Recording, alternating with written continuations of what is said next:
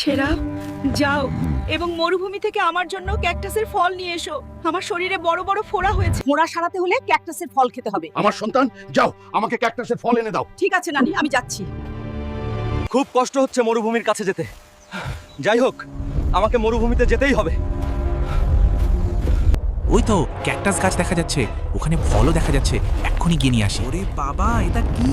যাই হোক, তোকে আমি ভয় পাই না।